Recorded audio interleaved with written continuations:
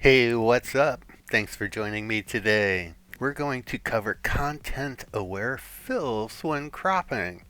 Now, it's not nearly as good as generative fill AI in Photoshop, but it is surprisingly good, especially if you need to correct cropping, like I do in these two images. So let's get right into it. This was a photo shoot with Chesney. He's a professional dancer. He needed a couple 8x10s for some job interviews. Stay till the end, and I'm going to give you a bonus lighting tutorial comparing natural light versus adding an off-camera flash. Let's get right to it. Let's go up to attributes and we'll go with the selections he made. For the two images with the poor cropping, it was actually 29 and 31. So let's create versions of those just so I have my work, and then we'll reset the originals. And right away we can see the cropping issues here. So let's take this into develop. We can go to File, Edit and Develop, or just press D on the keyboard. So my editing workflow first is to set a camera profile. I'm going to select the portrait for the EOS R5. We'll look at the exposure and bring that up just a little bit. This image isn't terribly cropped, but he is off center. So I'm going to hit the letter C, and we can see that he is slightly off center.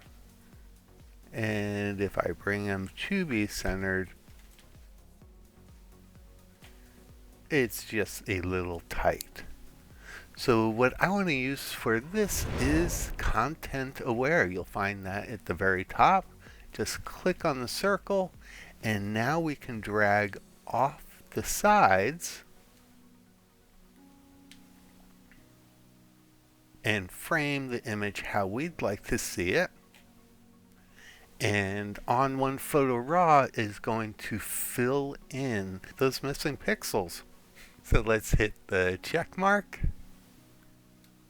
and ON1 is figuring it out.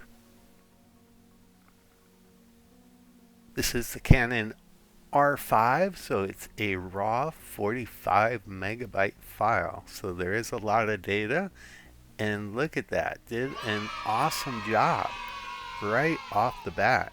It added the concrete flooring. It added the side walls, extending bricks.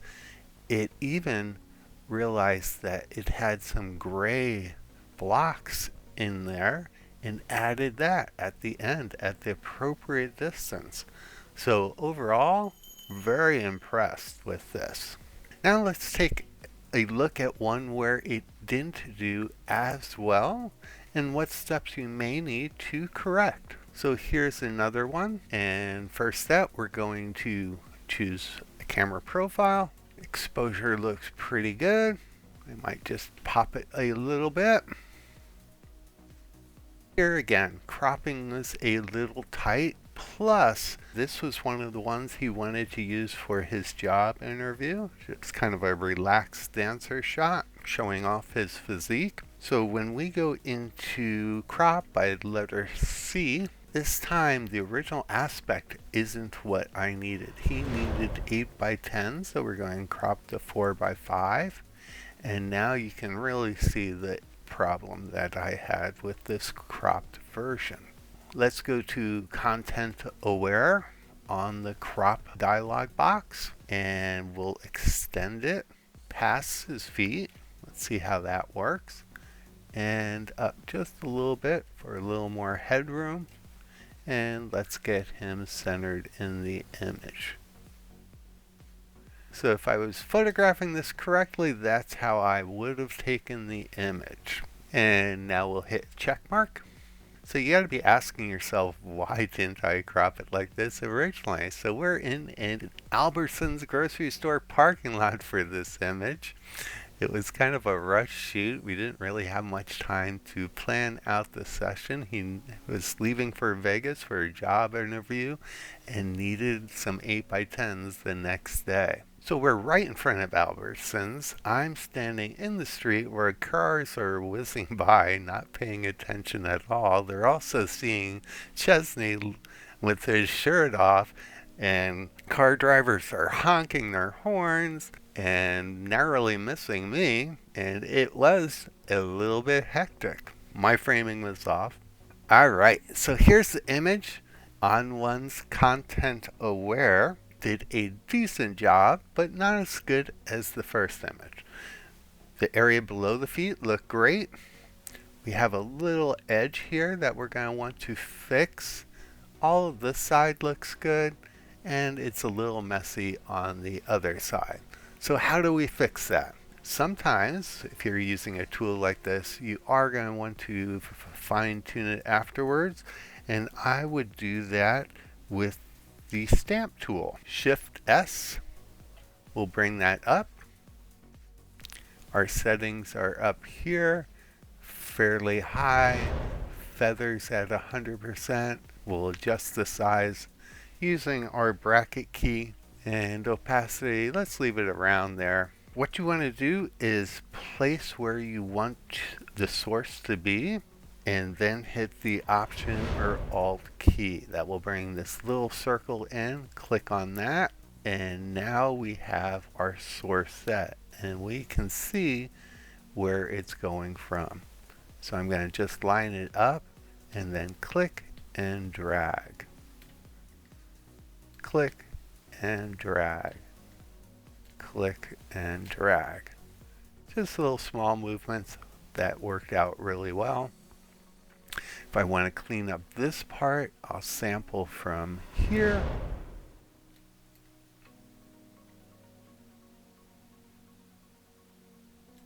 Click and drag. So that side's looking really nice. We do need to fix this area up, and that is going to be a little bit more of a challenge, especially with tonal values. We don't have anything that's super close, but let's give it a shot. So now I'm going to take my source here, click for the source, and I'm going to guess where that gray box should start, and it would be probably right about here. So we're just going to go back and take that in.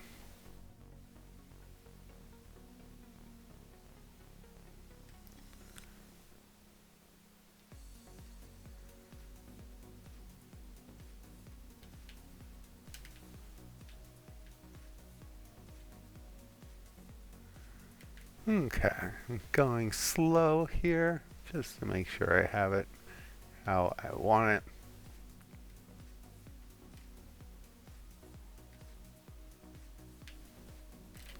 Same here with this line. We'll set a target, bring it over, line it up a little better. Things like this don't have to be perfect, they just need to be believable. And next I'm going to fix this little area here, so set my target.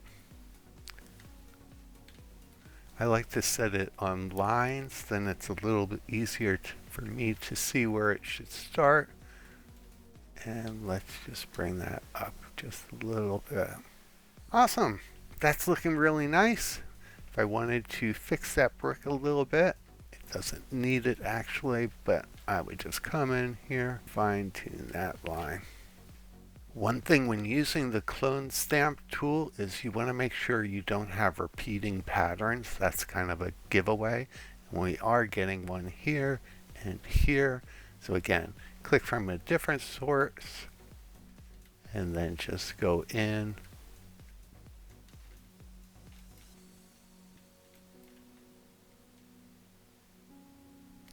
Don't be afraid to sample from different areas.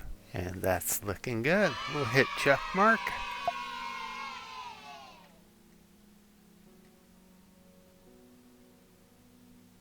Thanks for staying till the very end. Here's the bonus lighting tutorial. Sometimes natural light can be great. Other times you may want to enhance it with off-camera flash, depending on what you are trying to achieve.